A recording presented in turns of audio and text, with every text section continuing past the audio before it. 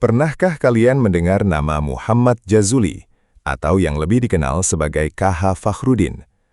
Di balik tenangnya sejarah yang kita pelajari di sekolah, tersimpan sebuah narasi besar tentang seorang pria yang membuat pemerintah kolonial Belanda gemetar. Bukan dengan pedang atau senjata api, melainkan dengan kecerdasan diplomatik dan keteguhan iman yang tak tergoyahkan.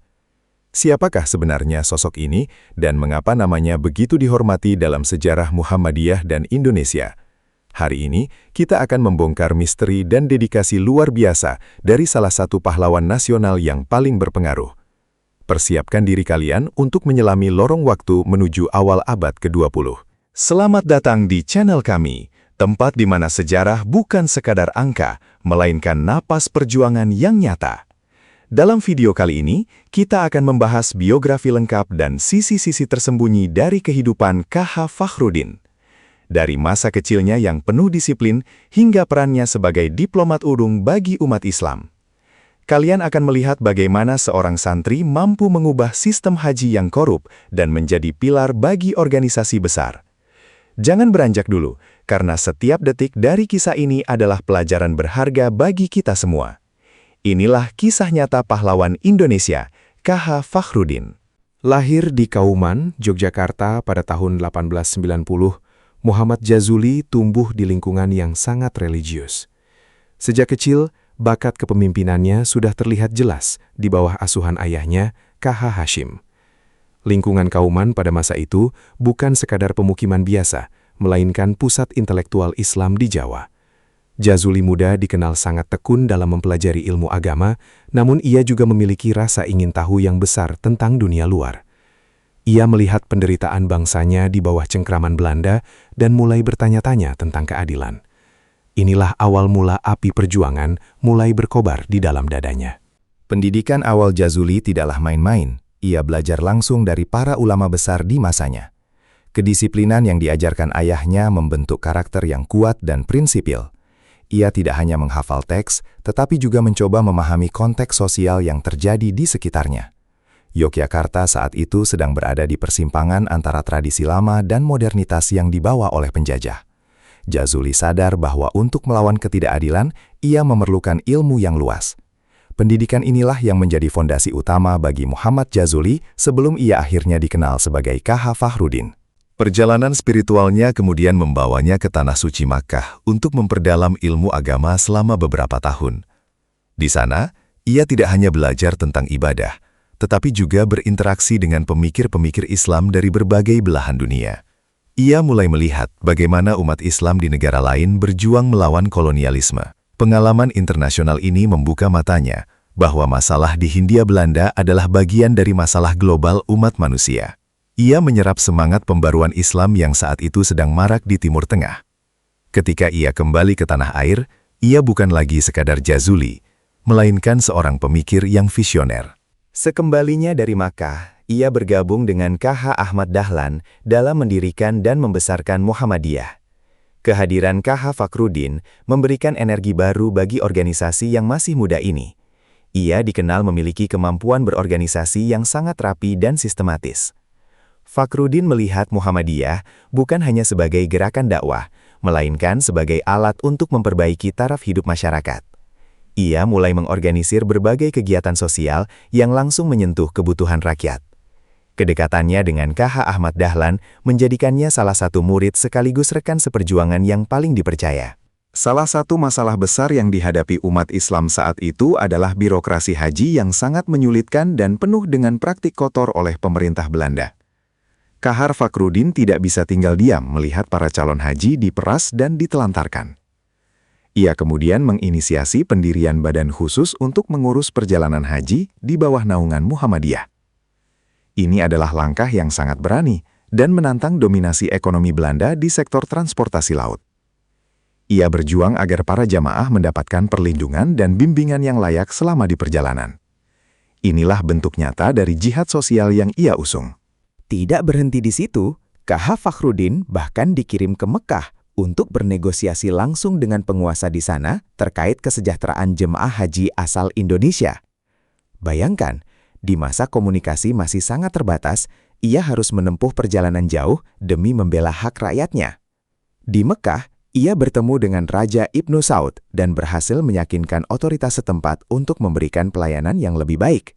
Keberhasilannya ini membuktikan bahwa ia adalah seorang diplomat ulung yang diakui secara internasional.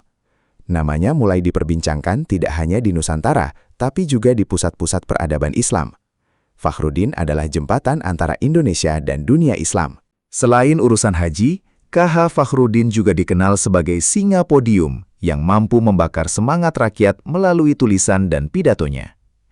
Ia aktif menulis di berbagai surat kabar untuk mengkritik kebijakan kolonial yang tidak adil. Tulisannya tajam, lugas, namun tetap beretika, mencerminkan kecerdasannya yang luar biasa. Ia seringkali menggunakan logika yang kuat untuk mematahkan argumen para pejabat Belanda. Melalui media cetak, ia menyebarkan ide-ide kemerdekaan dan kemandirian bangsa. Pemerintah Belanda mulai memantau gerak-geriknya karena dianggap sebagai ancaman serius bagi kestabilan kolonial. K. Fakhruddin juga berperan besar dalam memperkuat struktur internal Muhammadiyah, terutama dalam bidang dakwah di luar Jawa. Ia menyadari bahwa persatuan adalah kunci utama dalam melawan penjajahan. Ia sering melakukan perjalanan ke berbagai pelosok daerah untuk mendirikan cabang-cabang baru dan memberikan pencerahan kepada masyarakat. Perjalanan ini seringkali berat dan penuh risiko, namun ia melakukannya dengan penuh keikhlasan. Ia tidak pernah mengeluh meski harus tidur di tempat seadanya dan makan secukupnya. Baginya, melihat umat sadar akan hak-haknya adalah sebuah kemenangan tersendiri. Salah satu keunikan KH Fakhruddin adalah kemampuannya dalam bergaul dengan semua kalangan, dari rakyat jelata hingga para elit politik. Ia bisa masuk ke lingkungan keraton Yogyakarta, sekaligus berbaur dengan buruh-buruh di pelabuhan. Karismanya membuat orang segan, namun keramahannya membuat orang merasa nyaman di dekatnya. Ia selalu menekankan pentingnya akhlak dalam setiap tindakan perjuangan. Ia percaya bahwa tanpa moral yang baik, perjuangan fisik hanya akan menghasilkan kekosongan. Nilai-nilai inilah yang ia tanamkan kepada murid-muridnya dan pengikut setianya. Memasuki tahun 1920-an, tensi politik di Hindia Belanda semakin memanas dengan munculnya berbagai pergerakan nasional. KH Fakhruddin berada di garis depan dalam menyuarakan aspirasi umat Islam dalam kancah politik tersebut.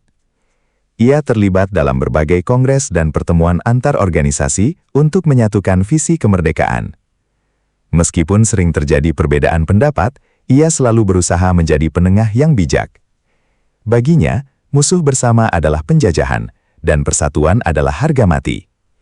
Ketegasan sikapnya membuatnya menjadi sosok yang disegani bahkan oleh lawan-lawan politiknya. Belanda berusaha melakukan berbagai cara untuk meredam pengaruh KH Fakhruddin, mulai dari intimidasi hingga tawaran jabatan. Namun, semua itu ditolaknya dengan tegas. Ia tidak bisa dibeli dengan materi atau kekuasaan karena niatnya murni untuk pengabdian. Keteguhan prinsip inilah yang menjadi inspirasi bagi banyak pemuda saat itu untuk ikut terjun dalam pergerakan. Ia sering mengingatkan bahwa kemerdekaan bukan sekedar lepas dari penjajah, tapi juga merdeka secara pikiran dan ekonomi. Pemikiran visionernya melampaui zamannya, mencakup aspek sosial yang sangat luas. Kisah nyata pahlawan Indonesia ini mencapai salah satu puncaknya ketika ia mengorganisir bantuan untuk korban kelaparan dan bencana. Ia percaya bahwa agama harus memiliki dimensi sosial yang nyata, bukan sekedar ritual di dalam masjid. Ia menggerakkan potensi umat untuk membantu sesama tanpa memandang latar belakang. Inisiatifnya ini kemudian menjadi cikal bakal dari lembaga-lembaga sosial modern yang kita kenal sekarang. KH Fakhruddin menunjukkan bahwa seorang ulama juga harus menjadi pelayan masyarakat yang handal. Ia adalah sosok yang sangat praktis dan solutif dalam menghadapi masalah sosial. Namun, perjuangan yang tak kenal lelah ini mulai menggerogoti kesehatan fisiknya. KH Fakhruddin seringkali mengabaikan kondisi tubuhnya demi kepentingan umat yang lebih besar. Ia terus bekerja siang dan malam, berkeliling daerah, dan menulis tanpa henti. Keluarganya seringkali mengkhawatirkan kondisinya, namun ia selalu menjawab dengan senyuman bahwa tugasnya belum selesai. Dedikasi yang luar biasa ini menunjukkan betapa besarnya cinta beliau terhadap bangsa dan agama. Ia adalah tipe pemimpin yang rela habis demi menerangi jalan bagi orang lain. Meskipun fisiknya melemah, semangat intelektualnya justru semakin tajam. Di tahun-tahun terakhir hidupnya, ia semakin aktif dalam perumusan arah masa depan Muhammadiyah setelah wafatnya KH Ahmad Dahlan. Ia menjadi penjaga gawang ideologi organisasi agar tetap berada di jalur pembaruan. Ia memastikan bahwa Muhammadiyah tidak terjebak dalam politik praktis yang sempit, melainkan tetap fokus pada pendidikan dan dakwah sosial. Pemikirannya menjadi kompas bagi generasi penerus untuk terus melangkah di tengah badai kolonialisme yang semakin menindas. Salah satu warisan terbesarnya adalah pengembangan sistem pendidikan Islam yang modern dan terstruktur. Ia percaya bahwa pendidikan adalah senjata paling ampuh untuk menghancurkan belenggu penjajahan. Ia mendorong pendirian sekolah-sekolah yang menggabungkan ilmu agama dan ilmu umum. Hal ini sangat revolusioner pada zamannya, di mana banyak pihak yang masih menganggap ilmu umum sebagai produk barat yang harus dihindari. KH Fakhruddin dengan cerdas mematahkan stigma tersebut demi kemajuan bangsa. Ia ingin anak-anak Indonesia menjadi pintar dan berwawasan luas agar tidak mudah dibodohi. Pada tanggal 28 Februari 1929, dunia pergerakan Indonesia berduka. KH Fakhruddin menghembuskan napas terakhirnya di Yogyakarta pada usia yang relatif muda, yakni 39 tahun. Kepergiannya meninggalkan lubang besar dalam struktur kepemimpinan umat Islam saat itu. Ribuan orang datang melayat, mulai dari rakyat biasa hingga tokoh-tokoh besar pergerakan. Mereka semua merasa kehilangan sosok ayah, guru, dan pemimpin yang luar biasa. Meskipun raganya telah tiada, namun semangat dan pemikirannya telah tertanam dalam sanubari setiap orang yang mengenalnya. Pemerintah Indonesia kemudian memberikan gelar pahlawan nasional kepada KH Fakhruddin atas jasa-jasanya yang luar biasa. Pengakuan ini bukan sekedar gelar seremonial, melainkan pengingat bagi kita akan beratnya perjuangan di masa lalu. Kisah nyata pahlawan Indonesia ini membuktikan bahwa dedikasi tulus akan selalu membuahkan hasil, meskipun sang pejuang tidak sempat melihat kemerdekaan secara fisik. Ia telah meletakkan batu bata pertama bagi pondasi diplomasi dan kemandirian umat di tanah air. Fakhruddin adalah simbol integritas yang tak tergoyahkan. Mengapa kita harus mengingat KH Fakhruddin hari ini? Di tengah dunia yang penuh dengan hoaks dan perpecahan, karakter beliau sebagai diplomat yang jujur sangatlah relevan. Ia mengajarkan kita cara berkomunikasi yang efektif tanpa harus mengorbankan prinsip. Ia menunjukkan bahwa keberanian tidak selalu berarti konfrontasi fisik, tapi juga keberanian untuk berpikir beda dan bertindak nyata. Warisan intelektualnya dalam mengelola haji dan pendidikan masih terus dirasakan hingga detik ini. Kita berhutang budi pada kecerdasannya yang melampaui zaman. Bayangkan jika KH Fakhruddin tidak ada saat itu. Mungkin sistem haji kita masih tertinggal puluhan tahun, atau pendidikan Islam kita tidak semaju sekarang. Ia adalah katalisator perubahan yang bekerja di balik layar, namun dampaknya sangat masif. Melalui organisasi Muhammadiyah, benih-benih pembaharuan yang ia tanam terus tumbuh subur. Banyak universitas dan rumah sakit yang berdiri saat ini adalah buah dari visi sosial yang ia rintis 100 tahun yang lalu. Kisah KH Fakhruddin adalah pengingat bahwa satu orang benar-benar bisa mengubah dunia.